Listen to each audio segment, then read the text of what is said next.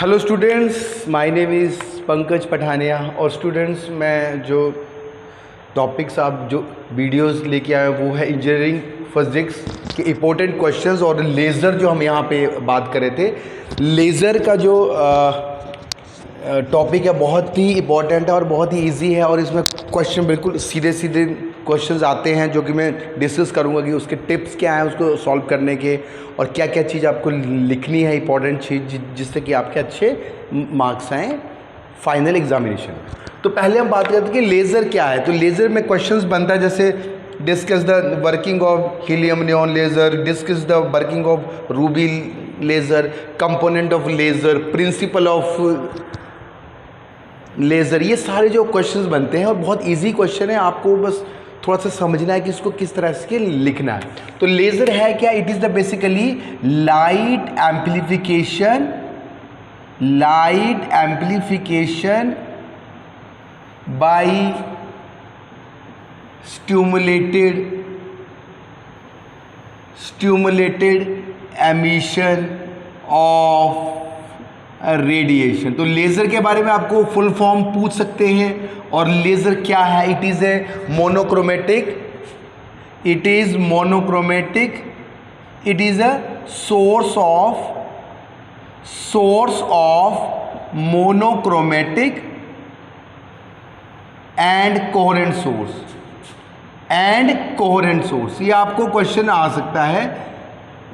It is a source of monochromatic and coherent light beam.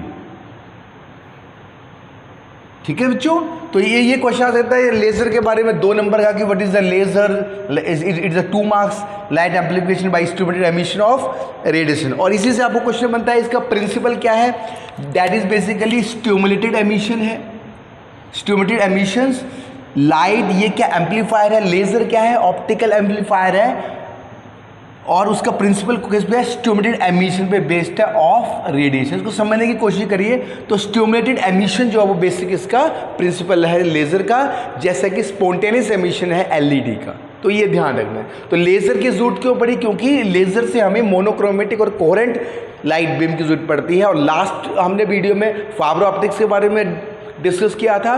तो fibre optics जब आई तो उसका लेज़र के थ्रू हम उसमें सिग्नल को सेंड कर पाए। तो लेज़र का डेवलपमेंट जो है वो ऑप्टिकल फाइबर कम्युनिकेशन में उसको यूज़ किया गया। अंडरस्टैंड? तो स्टिमुलेटेड एमिशन। तो अब बात करते हैं स्टिमुलेटेड एमिशन है क्या। तो सबसे पहले हम बात करते हैं कि एक लाइट और मैटर के बीच में इंटरेक्शन। यदि कोई मैटर है, ठीक है, और लाइट उस पर इंसिडेंट हो रही है, तो 3 तरह के मेन प्रोसेस हैं। एक तो पहले हम बात करेंगे एब्जॉर्प्शन की, ये है स्टिमुलेटेड एब्जॉर्प्शन। तो स्टिमुलेटेड एब्जॉर्प्शन जो है मतलब कि यहाँ पे यदि हमारे पास N1 और N2 एटम्स हैं, N1 और 2 एनर्जी लेवल्स हैं, 2 स्टेट है एटम की। जब एब्जॉर्ब करेगा तो एटम यहाँ से क्या करेंगे? एक्सटर्नल लाइट को यहाँ पे एब्जॉर्ब करेंगे और ये हायर स्टेट में चले जाएंगे। इसे बोलते हैं एब्जॉर्प्शंस। और इसको हम बेसिक किस फॉर्म में लिखते हैं बच्चों?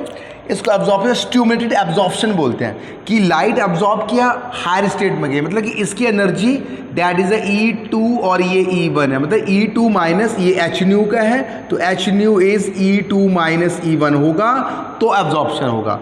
अब एब्जॉर्प्शन का रेट ऑफ एब्जॉर्प्शन या प्रोबेबिलिटी या रेट के किसके बराबर होगा? It is proportional to the N1 and energy density of this light. Energy density पे डिपेंड करेगा। और इसको हम बेसिकली इस फॉर्म में भी लिख लें, दैट इज बेसिकली B12। ये है आइंस्टाइन कोएफिशिएंट ऑफ एब्जॉर्प्शन। ये आपको ध्यान रखना है बच्चे, ठीक है। B12 ये आइंस्टाइन कोएफिशिएंट। और अब जब ये हायर स्टेट में गया तो ये 2 तरह से, किस तरह से आएगा? या हीट के फॉर्म में आएगा या लाइट के फॉर्म में। जब ये एटम्स हायर स्टेट में हो 10⁻8 सेकेंड तक रहेंगे, जब वो वापिस आएंगे तो ये लाइट एमिट करेगा और इसको हम बोलते हैं स्पॉन्टेनियस एमिशन।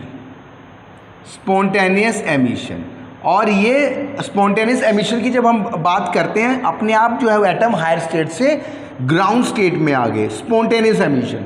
तो इसमें that is the probability of stimulated emission, sorry that is a P12, P21 is spontaneous, ये है स्टिमुलेटेड। तो इसका इज कितना होगा, it is proportional to number of atom in higher state. तो ये P21 spontaneous emission is equal to B821N2, ये है Einstein coefficient of spontaneous emission. ठीक है बच्चों, अब बात करते हैं थर्ड जो हम बात करते हैं वो है स्टिमुलेटेड एमिशन। स्टिमुलेटेड एमिशन का मतलब है कि हम एक ऐसा मटेरियल सर्च करेंगे, ढूंढेंगे जिससे कि एक मेटास्टेबल स्टेट एग्जिस्ट करती हो, मेटास्टेबल स्टेट एग्जिस्ट करती हो, और ये हायर एक्साइटेड स्टेट है, हायर एक्साइटेड स्टेट है। तो एटम जो है वो यहाँ भी आएंगे, यदि हायर स्टेट में है तो कुछ एटम नीचे आएंगे, कुछ एटम्स जो है वो इस मेटास्टेबल स्टेट में रहेंगे, और ये 10⁻³ सेकेंड तक स्टे करेगा। तो मेटास्टेबल स्टेट, आपको 2 नंबर का क्वेश्चन आ सकता है, व्हाट इज मेटास्टेबल स्टेट। तो metastable state is that state which where the atom can stay at 10⁻³ second longer than the conventional excited state, that is 10⁻8 second. ठीक है बच्चों, तो ये आपको बनाना, पूरा ड्रॉ करना है मेटास्टेबल स्टेट। एटम जब यहाँ से आएंगे तो ये एक्सटर्नल हमें लाइट दिया है तो 2 फोटोन यहाँ पे मिल जाएंगे, मतलब ये जो फोटोन है इसके साथ इंटरेक्ट करेगा, ठीक है, इंटरेक्ट या फिर इन्फ्लुएंस करेगा, और सेम एनर्जी का फोटोन जो है वो एमिट हो जाएगा, और फिर हम एम्प्लीफिकेशन के थ्रू जो है वो एक लेज़र बीम हमें मिलेगा। ठीक है, तो this is the stimulated emission, कि आपने एटम को यहाँ पे रखा और इस एक्सटर्नल फोटोन को उतना टाइम मिल गया 10⁻³ सेकेंड इसको इंटरेक्ट करने का, इसको इन्फ्लुएंस करने का, तो उसने इस सेम एनर्जी का फोटोन 1 और 2 मिल गया, तो 1 से 2 फोटोन हमें यहाँ पे मिल गए of the monochromatic and coherent, इस तरह से। तो that is the stimulated emission. P21 stimulated emission इसे हम बोलते हैं बच्चों, that is it is proportional to the energy density of this photon multiply by N2 number of atom. तो P21 stimulated emission is equal to that is B21 energy density और N2। तो ये Einstein coefficients हैं बच्चों, और इनके बीच में एक क्वेश्चन आता है रिलेशन बिटवीन आइंस्टाइन कोएफिशिएंट। तो ये क्वेश्चन आता है, ये मैंने वीडियोस बना रखा है, आप देख सकते हैं, रिलेशनशिप बिटवीन दीज कोएफिशिएंट। इससे क्या पता चलेगा, इससे पता चलेगा कि स्टिमुलेटेड एमिशन कब होगा, ताकि हमें लेज़र डिज़ाइन करने में हेल्प हो। तो इसके बीच में जो बेसिक हम करेंगे, तो ये टोटल हमारे पास जब हम इसको सॉल्व करेंगे, मतलब कि absorption is equal to emission. जब हम इन तीनों इक्वेशंस को सॉल्व करेंगे तो हमारे पास तो ये जो आएगा that is the B21, sorry that is the 821 upon B21 is equal to 8πh³ upon C का क्यूब, और न्यू क्यूब क्या है, फ्रीक्वेंसी ऑफ दिस फोटो। तो अब यहाँ देखिए, ये है rate of Einstein coefficient of spontaneous, और ये है स्पॉन्टेनियस एमिशन, और ये है स्टिमुलेटेड एमिशन। तो यहाँ से देखिए कि जैसे ही फ्रीक्वेंसी बढ़ती जाएगी, मतलब ये गैप बढ़ता जाएगा, एनर्जी बैंड गैप, ये गैप जो यदि एनर्जी गैप बढ़ता जाएगा तो प्रोबेबिलिटी जो है वो स्पॉन्टेनियस एमिशन की बढ़ती जाएगी, तो वो लेज़र के लिए सुटेबल नहीं है। तो लेज़र बनाने के लिए हमें क्या पता चलेगा आइंस्टाइन कोएफिशिएंट से, कि सुटेबल कंडीशन क्या है स्टिमुलेटेड एमिशन जो है वो अचीव करने की, वो यहाँ से पता चल जाएगा। और B21 is equal to B12, जितना एब्जॉर्प्शन होगा उतना ही एमिशन होगा। ठीक है, तो B21, ये 2 रिलेशन आपसे पूछे जाते हैं बच्चों, तो आपको ये ड्रॉ करना है। यदि आइंस्टाइन कोएफिशिएंट के बीच में जो रिलेशनशिप आपको कैलकुलेट करना, तो ये तीनों आप ड्रॉ करोगे, और ये प्रोबेबिलिटी आप लिखोगे, उसके बाद इनको इक्वल करोगे, मतलब ये एक तरफ है लेफ्ट हैंड साइड, और ये सम ऑफ दीज टू, ठीक है, उसको सॉल्व करने के बाद हमें ये वाला रिलेशन मिलेगा। ये ध्यान रखना है, ये रिलेशन आपको पूछा कि फ्रीक्वेंसी के क्यूब में आता है, ये प्रूव करो A21 बाई B21।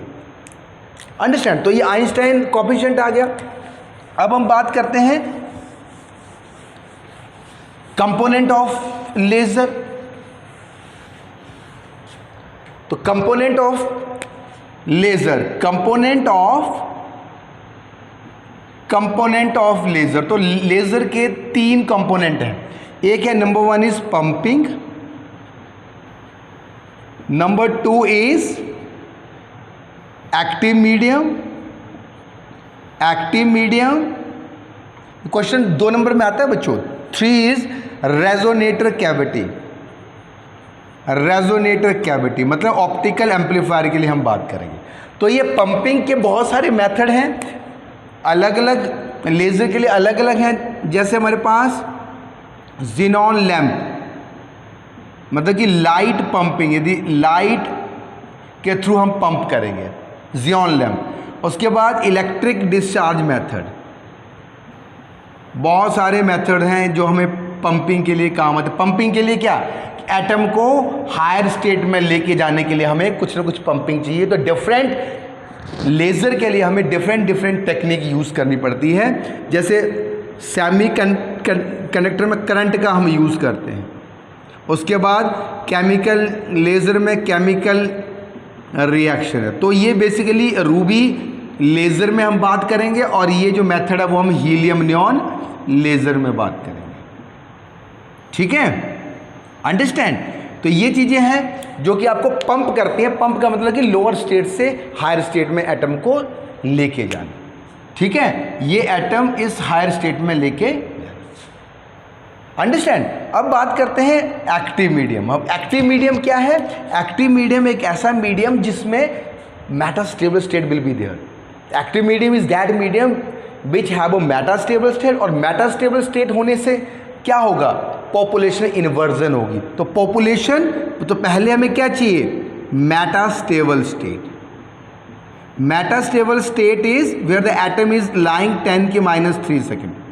सेकेंड है हमारे पास। उसके बाद मेटास्टेबल स्टेट के बाद हमारे पास है, मेटास्टेबल स्टेट के बाद है, इसके बाद जो होगा प्रोसेस वो होगा population inversion.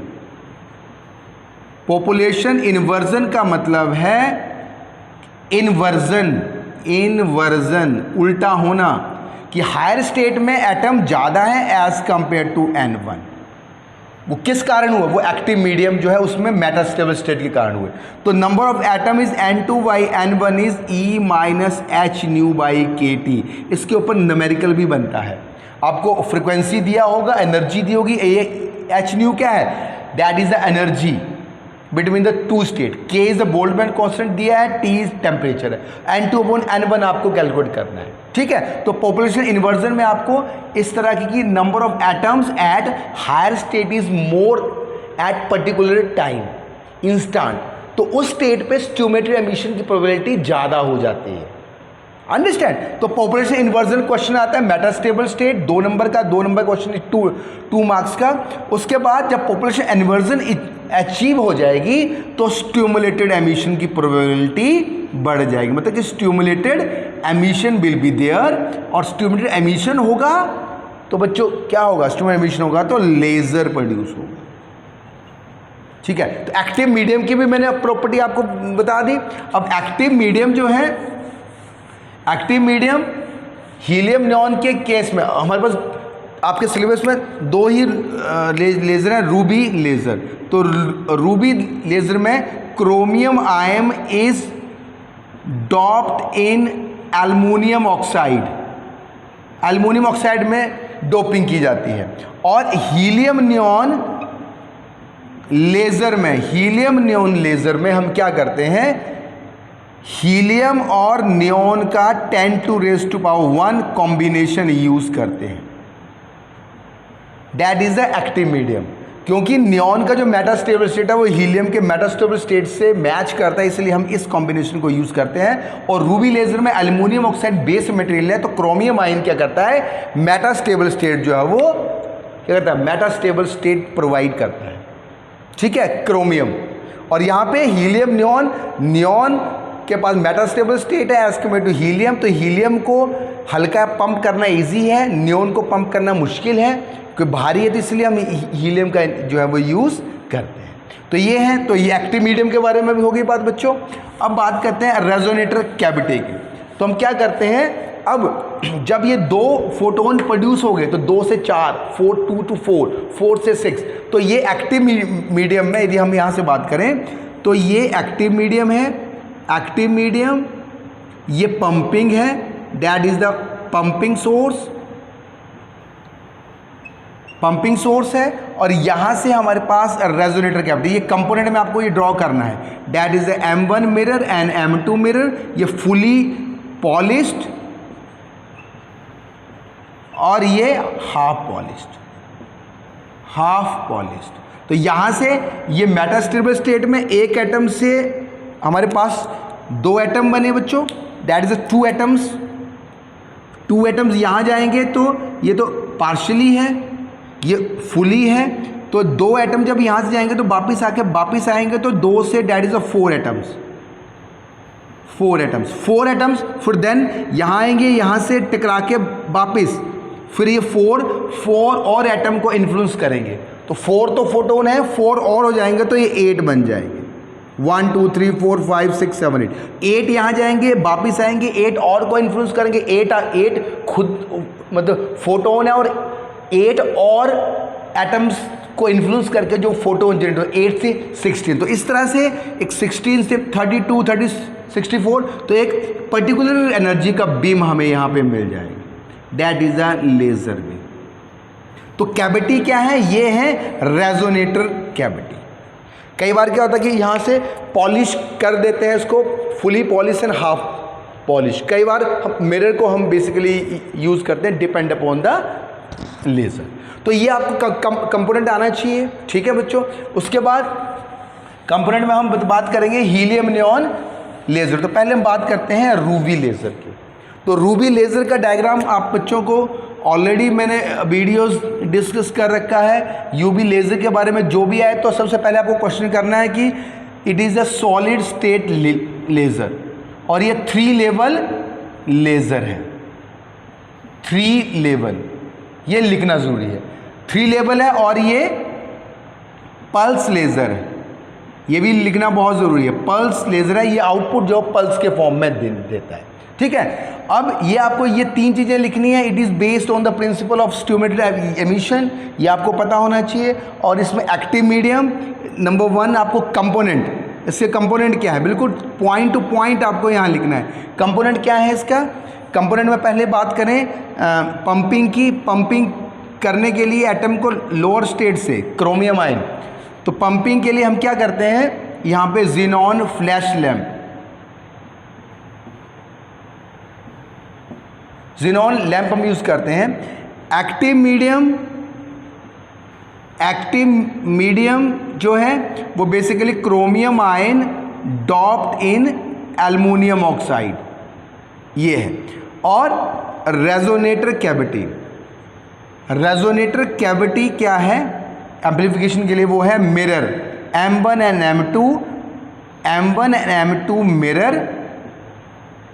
M1 is half polished, fully polished and this is half polished. तो इसका डायग्राम आपको अच्छे से ड्रॉ करना है। रेजोनेटर की ये आपको कंपोनेंट तो लिखना है। उसके बाद आपके पास ये एनर्जी स्टेट यहाँ पे, तो मैं यहीं से आपको बता देता हूँ। तो क्रोमियम, तो ये 3 लेवल लेज़र है, दैट इज़ 1। और यहाँ से ज़ीनॉन लैंप आएगा और यहाँ पे आउटपुट, ये आपका पास रूबी लेज़र का एनर्जी, रूबी लेज़र का एनर्जी डायग्राम है। 3 लेवल लेज़र है। ग्रीन लाइट यहाँ से होगा, ग्रीन लाइट, और यहाँ से हमें रूबी लेज़र में आउटपुट जो है वो मिल जाएगी, atoms, that is the 3 level laser. ये जो होगा वो रेडिएशन लेस ट्रांजिशन, लेज़र जो होगा 1 2, लेज़र जो प्रोड्यूस होगा वो 1 और 2 स्टेट के बीच में होगा, क्योंकि मेटास्टेबल स्टेट इज देयर। तो ये क्रोमियम आयन की मेटास्टेबल स्टेट है। तो इससे 2 और 1 के बीच में होगा लेजिंग एक्शन, अंडरस्टैंड। और यहां से 2 से, तो ये रेडिएशन लेस, और इस लेवल 794 एंगस्ट्रॉम का ये लाइट जो है वो प्रोड्यूस करता है। 794 694, क्रॉस चेक कर लेना, लगभग 600 के अराउंड का लेज़र लाइट हमें मिलता है। और ग्रीन लाइट या ब्लू पार्ट या ग्रीन पार्ट हम यहाँ पे लेते हैं ज़ीनॉन लैंप का। तो इसका डायग्राम यदि आप देखिए तो अच्छे से मैं ऑलरेडी वीडियोस में डिस्कस कर चुका हूँ। इसमें हमारे पास ये रूबी रॉड है, अंडरस्टैंड, रूबी रॉड है। ये पूरे का पूरा जो है वो हम यहाँ पे इसके ऊपर क्वार्ट्ज ट्यूब में इसको हमने रखा है, और इसको ज़ीनॉन फ्लैश लैंप, ये जो इस ट्यूब में हमने क्या कर रखा हुआ है, ज़ीनॉन फ्लैश लैंप जो है वो यहाँ से फ्लैश देंगे, और यहाँ से हम वोल्टेज अप्लाई करेंगे और फ्लैश जो प्रोड्यूस करेगा रूबी लेज़र को। और यहाँ पे कूलिंग मैकेनिज़्म भी, यहाँ से कूलिंग भी हम देंगे, क्योंकि रूबी लेज़र से ये इन होगा और ये आउट, तो कूलिंग मैकेनिज़्म यूज़ होगा। और यहाँ से ये फुली पॉलिश्ड होगी और ये हाफ पॉलिश्ड होगी Ruby laser rod, Ruby rod. तो इस तरह से आपको हर पिक्चर को अच्छे से, आपको घर में बैठ के अच्छे से मतलब डायग्राम्स जो हैं वो सही से बने होने चाहिए, और इसी में आपके पास ये जो एनर्जी लेवल डायग्राम है वो सही से आपको प्रैक्टिस करनी है घर पे, और अच्छे से तरीके से आपको ड्रॉ करने हैं बच्चों, ठीक है। तो ये सोर्स हो गया, और ये एनर्जी, ये पंप है, रूबी रॉड है, और यहाँ से ये लेज़र मिलेगा। कंप्लीट डायग्राम है, कोशिश करना कि डायग्राम और इसमें ही सारी चीज़ें, ये मेटास्टेबल स्टेट सारी चीज़ें मेंशन कर दे, अंडरस्टैंड। ये मेरे की द रूबी लेज़र में लेजिंग एक्शन जो है वो 2 to 1 स्टेट के बीच में होगा। तो ये सारी चीज़ें बिल्कुल मेंशन करनी है। अच्छा, इस तरह से हीलियम नियॉन लेज़र की हम बात करें, सेम हीलियम नियॉन लेज़र में आपको क्या लिखना है, it is 4 level laser. Ruby क्या था, 3 लेवल था, तो 4 level laser. It produce continuous light, 4 level है, और ये गैस लेज़र है। तो क्वेश्चन आपको कुछ भी पूछ सकते हैं कि व्हाट इज गैस लेज़र, तो आपको हीलियम नियॉन बोलना है। व्हाट इज कॉन्टिन्यूस लेज़र, तो भी helium neon. What is 4 level laser, तो भी आपको हीलियम नियॉन की बात करनी है, ठीक है। तो यहाँ से हम इसका पहले डायग्राम बना लें। तो ये हमारे पास हीलियम नियॉन, इस तरह से डायग्राम आपके पास already. Helium neon active medium है, 10:1 रेशो है, ये बिल्कुल मेंशन करना है। ये मिरर्स हैं, ये फुली एक्टिव हैं, फुली कोटेड है, ये हाफ है, और यहाँ से लेज़र मिलेगा। और ये इलेक्ट्रिक डिस्चार्ज मेथड से हम क्या करेंगे, यहाँ से इलेक्ट्रॉन प्रोड्यूस करेंगे, और इलेक्ट्रॉन जो है वो हीलियम एटम के साथ जो है वो कोलाइड करेंगे, और हीलियम एटम को एक्साइट करने के बाद हीलियम एटम नियॉन के साथ कोलाइड करेंगे, इलास्टिक कोलिजन, और then it produce the laser. तो इसी तरह से हम यदि बात करें तो 4 लेवल लेज़र में दिस इज द, ये हीलियम का एनर्जी स्टेट है, ये हमारे पास नियॉन का लेज़र स्टेट है। नियॉन का ये मेटास्टेबल से 20.6 इलेक्ट्रॉन वोल्ट, अप्रॉक्सीमेट 61, और ये भी लगभग 20.21 इलेक्ट्रॉन वोल्ट। थोड़ा वेरीफाई कर लेना, सेम है पहले ही वैल्यू, अंडरस्टैंड, ये हीलियम के एक्साइटेड स्टेट्स हैं, ये स्टेट्स हैं, ये मेटा स्टेबल स्टेट है, नियोन की मेटा स्टेबल स्टेट की एनर्जी भी बिल्कुल एग्जैक्टली मैच कर रही है, और इसमें और भी स्टेट्स होंगी 1 एंड दिस इज 2, तो that is 1 2 3 and this is 4, तो 4 लेवल लेजर, ये नियोन का स्टेट्स है। तो क्या होगा, इलेक्ट्रिक डिस्चार्ज मेथड से इलेक्ट्रॉन जो है वो इन एटम, हीलियम के एटम को हायर स्टेट में लेके जाएंगे। सिंपल है, सिंपल तरीके से लेके चले गए बच्चों। अब इनके पास इतनी एनर्जी आ गई, मतलब कि क्या किया, इलेक्ट्रॉन ने प्रोसेस फ्लो से हीलियम के साथ कोलाइड करके हीलियम को एक्साइटेड स्टेट में ले गए। अब हीलियम को एक्साइटेड स्टेट में ले गए तो ये एटम क्या करेंगे, जो नियोन है उनको हिट करेंगे, ठीक, क्योंकि इलेक्ट्रॉन हीलियम ज़्यादा, तो इलेक्ट्रॉन हीलियम को एक्साइट करेंगे और नियोन को एटम को ये मेटा स्टेबल स्टेट में लेके जाएंगे। अंडरस्टैंड। और यहां से जो है वो लेजिंग एक्शन, ये तो रेडिएशन लेस, यहां पे ट्रांजिशन, ये जो यहां से यहां आएगा ये लेजर प्रोड्यूस करेगा, और यहां से फिर क्या होगा, यहां से 1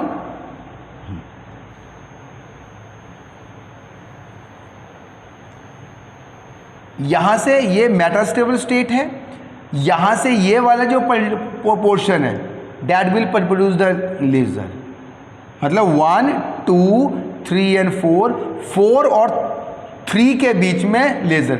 इसके बाद ये रेडिएशन लेस, तो रेडिएशन मतलब कि हीट के फॉर्म में, फिर एक कोलाइड करके एटम फिर ग्राउंड स्टेट में आएंगे, फिर क्या करेगा, हीलियम नियोन के बीच में कोलिजन, स्टार मैं ला रहा हूं एक्साइटेड, जब हीलियम फिर ये नियोन के साथ हिट करेंगे और देन इट प्रोड्यूस द, नियोन को एक्साइटेड स्टेट में लेके जाएंगे और एक्साइटेड स्टेट में 4th से 3 में आने पे लेजर प्रोड्यूस करेंगे, क्योंकि Meta stable state 20.21 electron volt की। तो इस तरह से नियोन एक्साइटेड, ये आपको बिल्कुल ये बहुत अच्छे से है, समझ सकते हैं। इलेक्ट्रॉन है जो इलेक्ट्रिक डिस्चार्ज मेथड से प्रोड्यूस हुआ, हीलियम को एक्साइट किया, हीलियम एक्साइटेड स्टेट बना, वो क्या कर दिया, नियोन के साथ कोलाइड किया, ठीक है, कोलिजन हुआ, elastic collision, neon excited state में गया, फिर नियोन के एटम जब यहाँ पहुँचे तो एटम फिर देन इस पोजीशन पे आए तो लेजर प्रोड्यूस कर दिया, फिर एटम यहाँ पहुँचे, फिर then come back to this thing. तो 1 2 3 4, तो 4 लेवल्स जो है वो मिल गए। तो ये 4 लेवल लेज़र है, इसमें कूलिंग मैकेनिज्म की ज़रूरत नहीं है बच्चों, ठीक है। तो इस तरह से ये बीम हमें यहाँ पे मिलेगा, इसको अच्छे से ड्रॉ करना है, घर में प्रैक्टिस करनी है, एनर्जी लेवल डायग्राम बिल्कुल सही से बनाना है बच्चों, ठीक है, अंडरस्टैंड। तो होपफुली आपको समझ आया होगा। और न्यूमेरिकल्स में एक आपको E= मैं ऑलरेडी बना चुका हूँ न्यूमेरिकल्स का भी एक, मतलब बेस्ड ऑन लेज़र, तो इस तरह से E=NH नहीं होगा, फ्रिक्वेंसी दी होगी तो एनर्जी आपको कैलकुलेट करनी है, ठीक है। नंबर ऑफ क्रोमियम आयन है, रूबी लेज़र का अक्सर क्वेश्चन पूछा जाता है। और एक क्वेश्चन तो मैंने आपको N2/N1 = E-hν/kT इस पे बनता है। तो 2 ही टाइप के क्वेश्चन बनते हैं और इसकी एप्लीकेशन आपको लर्न कर लेंगे, एप्लीकेशन भी आ सकते हैं। तो होपफुली आपको समझ आया। जो भी कोई क्वेश्चन होंगे मैं चैट बॉक्स में शेयर कर दूंगा, चैट बॉक्स में मेंशन कर दूंगा इंपॉर्टेंट क्वेश्चन, या जो पुराने जो प्रीवियस ईयर में जो क्वेश्चंस आए हुए हैं, ठीक है बच्चों। तो नेक्स्ट वीडियो में इलेक्ट्रोमैग्नेटिक फील्ड थ्योरी के बारे में डिस्कस करूंगा। Thank you very much.